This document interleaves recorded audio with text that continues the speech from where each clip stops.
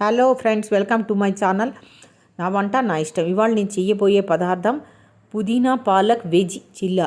దీన్ని మహారాష్ట్రలో చీలా అంటారు, మన దగ్గర శనగపిండి అట్టంటారు. దీనికి కావాల్సిన సామాగ్రి: ఉల్లిపాయలు, టమాటా, అల్లం వెల్లుల్లి పేస్ట్. వీటిని ఫస్ట్ ఉల్లిపాయ, అల్లం వెల్లుల్లి పేస్ట్, టమాటాలు గ్రైండ్ చేసుకోండి. చాలా తక్కువ నీళ్ళ పోసి దాన్ని ఒక బౌల్లోకి తీసుకోండి. నెక్స్ట్ పాలకూర, పుదీనా, కరివేపాకు శుభ్రపరచుకోండి. ఫస్ట్ పుదీనా, కరివేపాకు గ్రైండ్ చేయండి, ఎందుకంటే కరివేపాకు గ్రైండ్ అవ్వడానికి కొంచెం టైం పడుతుంది.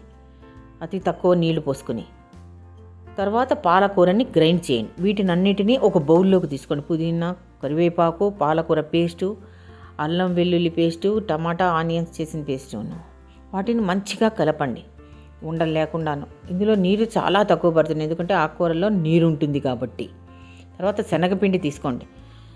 ఇది ఎప్పటికప్పుడు చేసుకునే అట్టు. దీన్ని ఫ్రిడ్జ్లో పెట్టుకోరు. దీన్ని సాయంత్రానికి ఉంచండి, పులిసిపోయి రాదు అట్టు కింద. ఉండలు లేకుండా చేసుకుని శనగపిండిలో మీకు ఎలా తెలుస్తుంది, మీకు అందులో ఎంత శనగపిండి పడుతుందో వేసుకుంటూ కలుపుకోండి ఉండలు లేకుండా. తర్వాత దాంట్లో స్పైసెస్ కొన్ని యాడ్ చేయాలి. జీలకర్ర, వాము, చాట్ మసాలా, పసుపు, ఉప్పు, కారం, ధనియాల పొడి. ఇవి చాలా తక్కువగా కలుపుకోండి. ఉప్పు దీంట్లో తక్కువ పడుతుంది, ఎందుకంటే ఆకుకూర ఉంది కాబట్టి.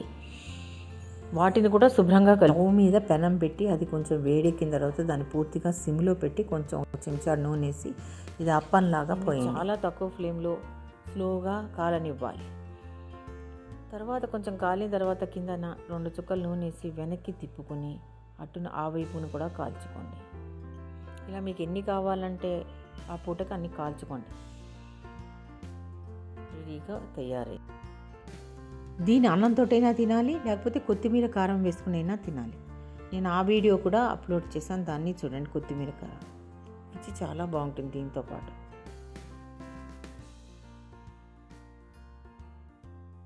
Thanks for watching. నేను మీ లలిత.